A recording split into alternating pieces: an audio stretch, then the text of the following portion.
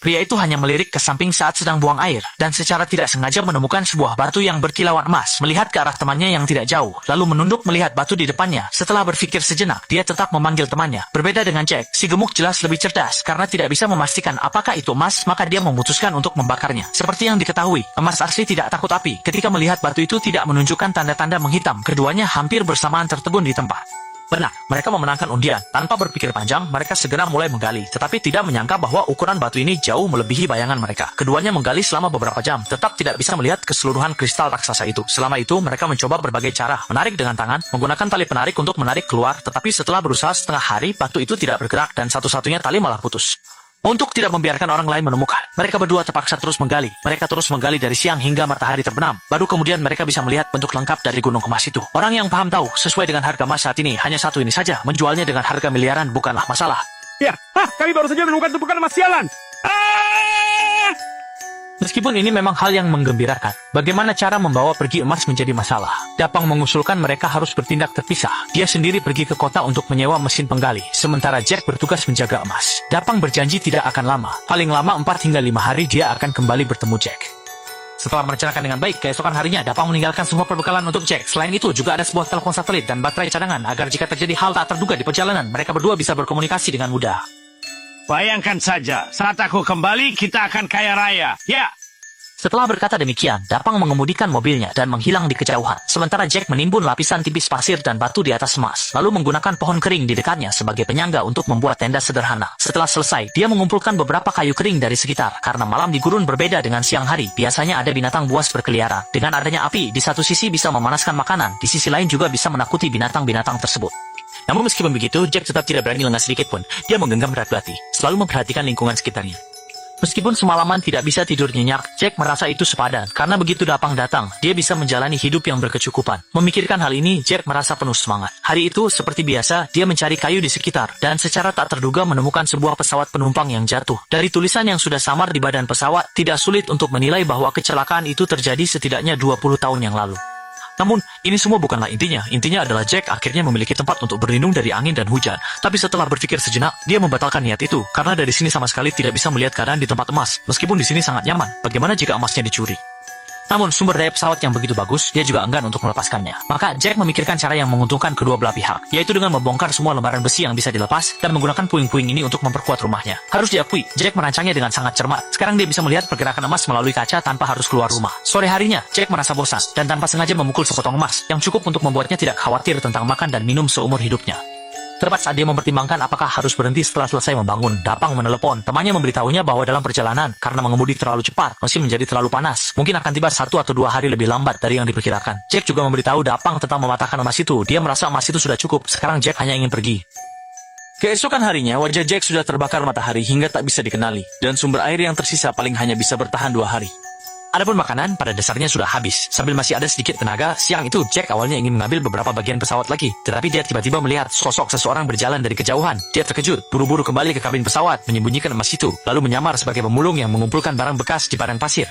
Ketika wanita itu memberikan makanan, Jack tidak berani memakannya, karena dia tidak yakin apakah wanita itu telah melihat emas tersebut. Jika dia melihatnya, makanan itu mungkin sudah diberi racun, jadi dia hanya bisa melihat wanita itu makan dan minum. Dari ekspresi tegang Jack, wanita itu juga menyadari bahwa dia sedang menyembunyikan sesuatu. Untuk mengetahui kebenarannya, dia terus mengikuti Jack, tidak berpisah sedikit pun. Dia tidak mengerti mengapa seseorang yang baik-baik saja memilih untuk tidak tinggal di kota dan malah hidup di daerah terpencil ini. Sekarang wanita itu hampir yakin, Jack pasti telah menemukan sesuatu yang luar biasa. Ya, saya pikir kamu menyembunyikan sesuatu. Saya pikir kamu datang ke sini dengan seseorang dan merencanakan sesuatu yang jahat. Melihat rahasia gunung emas akan segera terungkap, dalam keadaan panik, Jack terpaksa mengambil sekop besi dan memukul kepala wanita itu dengan keras. Seperti yang diduga, wanita itu tewas seketika. Dan makanannya cukup untuk Jack bertahan beberapa hari lagi. Untuk menutupi kejadian ini, dia tidak lupa menggali lubang dan mengubur mayatnya di dalam tanah.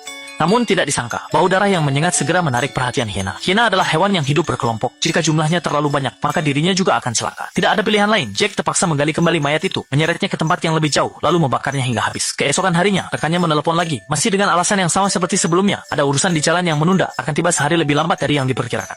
Tiba-tiba Jack melihat sebuah mobil datang dari kejauhan. Dia meletakkan telepon sangat gembira. Awalnya ingin membawa emas di tangannya untuk meminta bantuan. Tetapi kemudian berpikir lagi, takut gunung emas yang dijaganya jatuh ke tangan orang lain. Akhirnya Jack hanya bisa melihat harapan perlahan menjauh, hingga benar-benar menghilang. Lebih buruk lagi, sore itu badai pasir melanda gurun. Di hadapan alam, tenda kecil yang dibangun Jack tampak begitu rapuh. Hanya dalam sekejap, selembar seng terbang. Terpaksa Jack harus meninggalkan tenda, berlari ke kejauhan, tetapi belum jauh. Sebuah pohon kering menimpa tubuhnya. Beberapa jam kemudian, akhirnya suasana di sekitar menjadi tenang. Meskipun Jack beruntung selamat, perutnya tertusuk oleh sebatang ranting, nyawanya terancam. Makanan dan air sudah habis, hanya gunung emas itu yang masih ada. Menyentuh gunung emas, Jack tanpa sadar pingsan karena kesakitan. Setelah terbangun, dia berusaha keras mencabut ranting, lalu menggunakan tutup kaleng untuk membakar api, menekannya dengan kuat pada luka untuk menghentikan pendarahan. Rasa sakit yang menusuk membuat Jack kembali pingsan. Dalam keadaan setengah sadar, dia melihat seorang wanita memegang busur muncul di depannya. Dan orang ini ternyata sangat mirip dengan wanita yang dia bunuh dan bakar. Apakah semuanya hanya ilusi? Jack tidak tahu. Setelah sedikit sadar, Jack menerima telepon dari rekannya, Dapang, yang menyuruh Jack bertahan dan menjaga emas. Dia akan segera tiba. Jack melihat sekeliling, tidak menemukan orang lain, tetapi untuk berjaga-jaga, dia tetap merangkak ke arah emas, dengan hati-hati menguburnya dengan tanah. Pada saat itu, wanita itu muncul lagi. Tampaknya semua ini bukanlah ilusi. Untuk menutupi rahasia emas, Jack tidak ragu-ragu menolak bantuan dari orang itu. Di sana ada lubang air. Aku bisa mengantarmu ke sana. Pergi. Jaws, kamu akan mati jika tidak. Pergi! Jadi kamu tidak melihatku, kakak?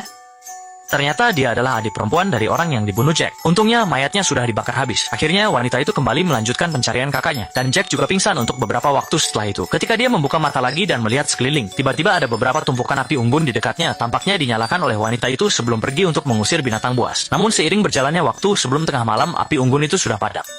Rekan menelepon mengatakan melihat asap, tidak lama lagi akan sampai. Namun, waktu yang tersisa untuk Jack sangat terbatas. Sekelompok besar hiena yang kelaparan sudah menganggapnya sebagai mangsa, yang penakut berkeliaran di sekitar, sementara yang berani langsung mulai menyerang secara percobaan. Jack tahu ini adalah pertanda badai akan datang.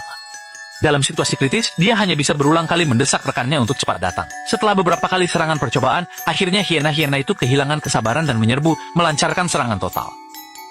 Tidak tahu apakah saat ini Jack lebih takut mati, atau lebih takut kehilangan gunung emas itu. Mungkin sampai mati pun dia tidak menyangka, ketika dirinya sedang diserang oleh hiena, tidak jauh dari situ ada seseorang yang sedang menikmati semua itu dengan teropong, dan orang itu adalah rekan, Dapang. Dari berbagai barang yang diletakkan di samping, tidak sulit untuk melihat bahwa sebenarnya Dapang sudah datang sejak lama. Alasan dia tidak muncul hanyalah karena ingin mengambil emas itu sendirian. Setelah memastikan Jack benar-benar mati, barulah Dapang membawa ekskavator ke lokasi. Menatap gunung emas di depannya, dia baru saja akan memakai sarung tangan untuk mulai bekerja. Tetapi ketika berbalik, dia langsung ditembak panah tepat di jantung dan meninggal seketika. Meskipun dalam film tidak dijelaskan siapa yang memanah, bisa dipastikan bahwa itu adalah wanita yang mencari kakaknya. Tampaknya dia sudah lama menemukan emas itu. Menunggu begitu lama hanya untuk membiarkan Dapang membawa peralatan agar dia bisa membawa pergi gunung emas ini. Sebenarnya akhir film ini sudah ditentukan sejak awal. Saat Dapang dan Jack menggali gunung emas ini, mereka juga menggali sisi gelap dari sifat manusia. Jika saat itu Jack mengetuk sepotong emas itu dan memilih untuk meminta bantuan dari orang yang lewat, mungkin sekarang dia sudah menjalani kehidupan yang bahagia. Dan jika Dapang tidak serakah dan tiba tepat waktu, mereka berdua bisa membagi kekayaan ini bersama. Tentu saja tidak ada begitu banyak jika, karena di hadapan kepentingan, sifat manusia tidak tahan diuji, dan dia selalu tanpa sadar menyeret orang ke dalam jurang yang tak berujung.